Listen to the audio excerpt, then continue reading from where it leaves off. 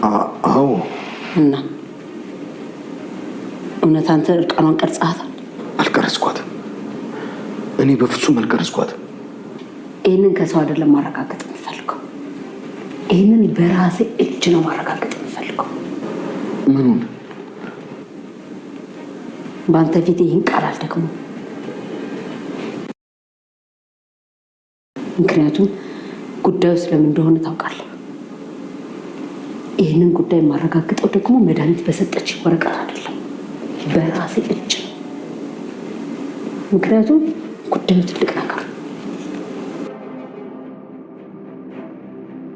ደረጀ፣ እውነት ከሰራተኛ ልጅ ካለ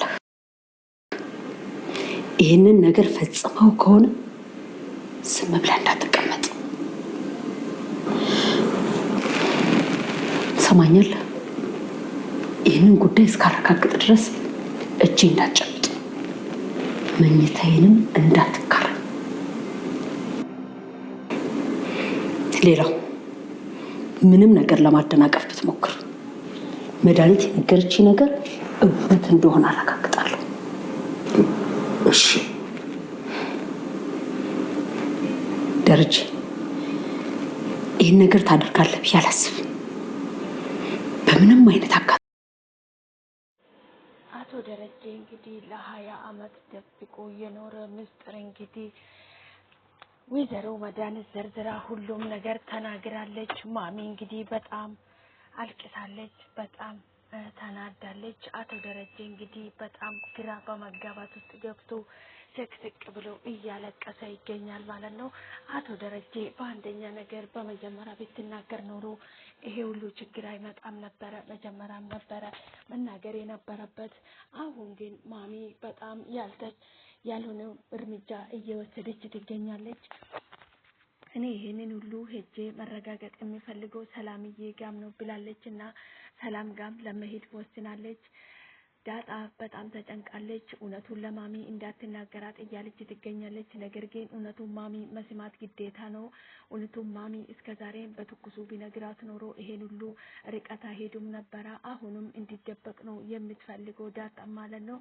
አቶ ደረጀም ትንሽ ለመሸፋፈን ፈልጎ ነበረ። ነገር ግን ማሚ ትንሽ ፍንጩ ስላገኘች እንዴት አድርጎ ይሸፍናት፣ መደባበቁ ይበቃል በማለት እንግዲህ ማሚ ውሳኔ ወስናለች። ይሄ ነገር ታደርጋለህ ብዬ አላስብም። አድርጌ ከሆነ ግን እስከ አጣራ ድረስ እርግጠኛ እስከሆን ድረስ እጄን እንዳትጨብጠው፣ መኝታዬንም እንዳትጋራ፣ አሁን ላይ ካልፈልግም ተነስና ውጣልኝ ብላ ከክፍሏ አስወጥታለች። እንግዲህ ማሚ በጣም አዝናበታለች እንግዲህ አቶ ደረጀ። ምክንያቱም ማሚ አቶ ደረጀን በጣም ነው የምታምነው፣ ከምንም በላይ ነው የምታምነው። እንግዲህ አንዳንድ ጊዜ ሰዎችን በጣም ከመናቸው እምነታቸው ሲያጎድሉ በጣም ነው የምንጎዳ። በጣም ከባድ ነውና በጣም የምናምናቸው ሰዎች ሲከዱን እጅግ በጣም አስቸጋሪ ነው። እንግዲህ ሌላ ሰውን ለማመን ራሱ ያቅተናል ማለት ነው። ያ ተፈጣሪ የተባሉ የተካድንበት ሁኔታ ራሱ በተግባር ከስንት መረጃ እስካላገኘን ድረስ ለማመን የሚከብደን አጋጣሚ አለና በጣም አስቸጋሪ ነው። እንግዲህ አቶ ደረጀ ያደረገ ነገር በጣም ቢያሳፍርም ማሚ እንግዲህ እርግጠኛ መሆን አለብኝ፣ ሁሉም ነገር መረጋገጥ አለብኝ ብላ እንግዲህ ናታንን ወደ ሰላም ቤት ይዘህኝ ሄዳለችው ማለት ነው። ሰላም እንግዲህ ይዛ ሊሄድ ናታን እሺ ያላላትም ነበረ። ግዴታ መሄድ ስላለብኝ በቃ እኔ በሪያድ ሄዳለሁ አንተን ካልተመቸክ ስትለው በቃ ማየ ወስድሻለሁ ችግር የለም፣ እኔ ግን ቤት አልገባም ውጭ ላይ ነው የሚጠብቅሽ እያላት ነበረ። ችግር የለም እኔም አልቆይም እያለችው ነበረ ማለት ነው። ወደ ሰላም ቤት ይዛ ሄዷል ማለት ነው። አቶ ደረጀ እንግዲህ እያለቀሰ ይገኛል። በጣም ግራ ተጋብቷል። የሚሆነውን አድርጎ አጥቷል። እንግዲህ ሁሉም እየያዩ ከሱ ጋር እያለቀሱ ይገኛሉ ማለት ነው። ቃዲስ እንግዲህ በጣም ትንሽ እንትን ግራ የተጋባ ሰው ነው ቃዲስ ራሱ ማለት ነው። ወደ ኩሽና ሄደው እንግዲህ ከለዛ ጋራ እየተላዘዘ ይገኛል ማለት ነው። ትንሽ እንግዲህ ቃዲስ ጉራ ምናምን አለበት ማለት ነው። ጤነኛ ሰው ራሱ አይመስለኝም ማለት ነው። የሆነ ነገር አለ፣ የሆነ የተደበቀ ነገር ይኖረዋል ቃዲስ። እርግጠኝነት ትክክለኛ ሰው አይደለም ማለት ነው። አቶ ደረጀ እንግዲህ ሁሉም እየያዩ ከሱ ጋር እያለቀሱ ይገኛሉ። ዳጣና አብኤልም እየያዩ ከሱ ጋር እያለቀሱ ይገኛሉ ማለት ነው። በጣም አስቸጋሪ ነው እንግዲህ አንድ አንድ ነገር ደብቀን የቆየነው ነገር ዋጋ የሚያስከፍልበት ቀን አለው ማለት ነው። ሁሉንም ነገር በጊዜ ሲነገር በትኩሱ ሲወራ ነው በጣም ደስ የሚለው ማለት ነው። ሰላም ሰላም ውድና የተከበራችሁ የኔ ውድ ቤተሰቦች እንዴት ናችሁ? ደህና ናችሁ ወይ? ያለው ፈጣሪ የተመሰገነ ይሁን። እናንተም በያላችሁበት ቦታ ሰላም እንደምትሆኑልኝ ተስፋ አድርጋለሁ። ከወደ ቤቴ በሰላም መጣችሁ ውድ ቤተሰቦቼ። ፈጣሪ ከክፉ ነገር ሁሉ ይጠብቃችሁ። ሼር፣ ላይክ፣ ሰብስክራይብ በማድረግ ወደ ቤቴ ይቀላቀሉ ቤተሰብ ይሁኑ እላችኋለሁ። ውድ ቤተሰቦቼ ሰላማችሁ ይብዛልኝ። ልክ እንደምድር አሸዋ ከክፉ ነገር ሁሉ ይጠብቃችሁ ማለት ነው። ውድ ቤተሰቦቼ ዛሬ እንግዲህ በአዲስ ቪዲዮ ከች ብያለሁ ማለት ነው። ዳጣ ድራማ እንግዲህ እጅግ በጣም አስገራሚና አስደማሚ የሆነ ድራማ ነው ማለት ነው።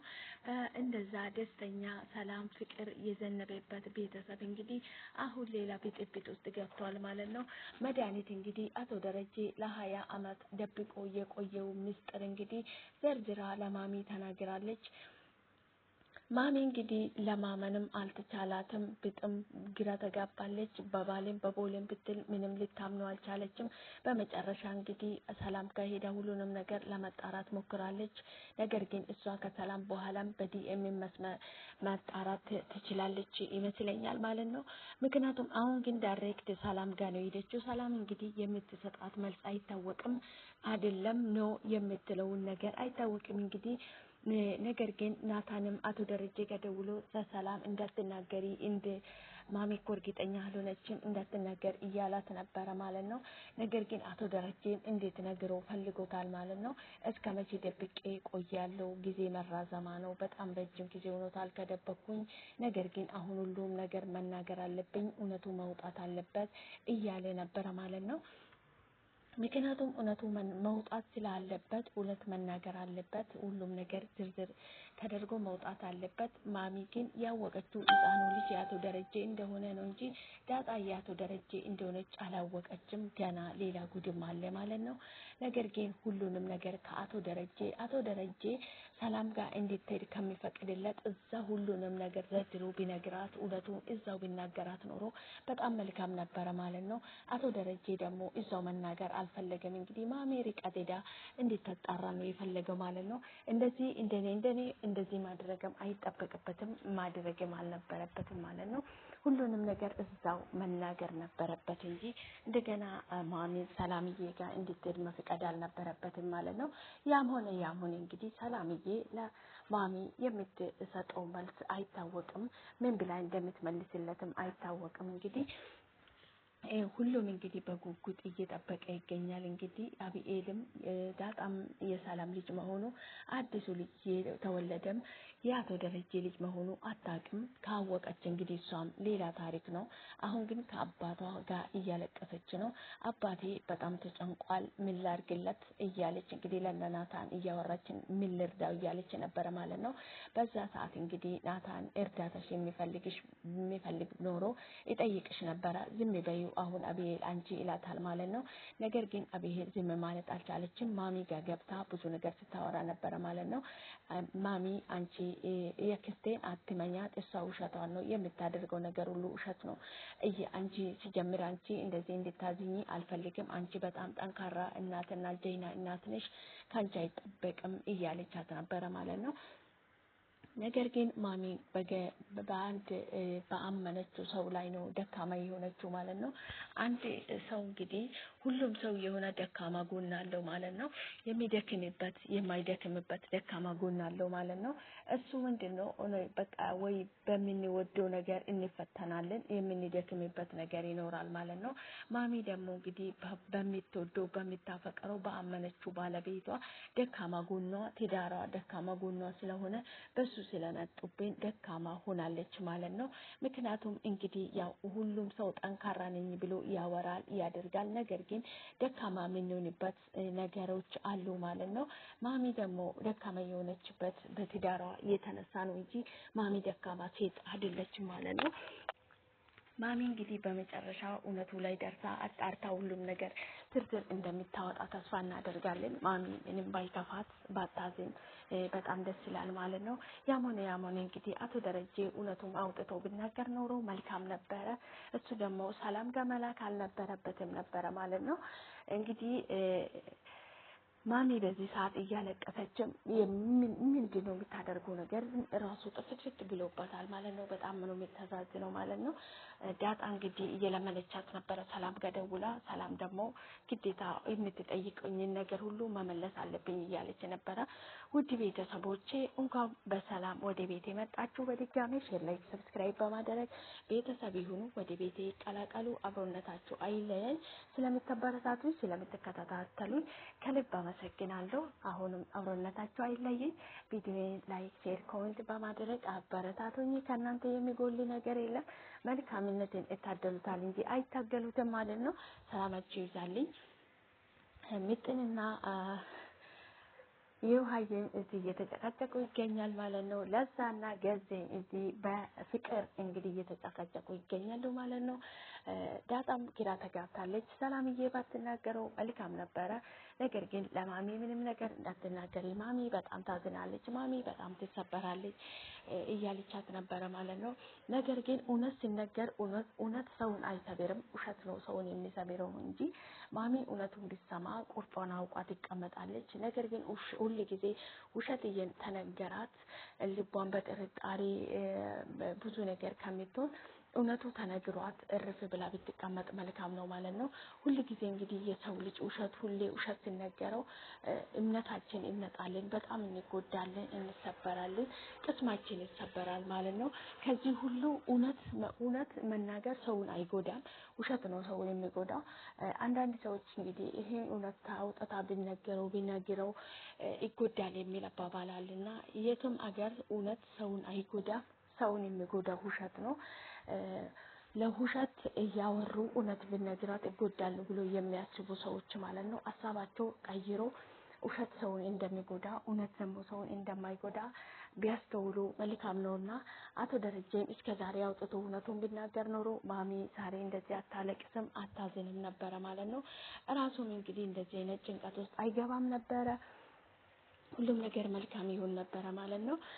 ውድ ቤተሰቦቼ አብራችሁ ስለምትሆኑ ስለምታበረታቱኝ ከልብ አመሰግናለሁ። በቀጣይ ደግሞ እንግዲህ ሰላምዬ እንዴት አረገች? እውነቱን ተናገረች ወይስ አልተናገረች?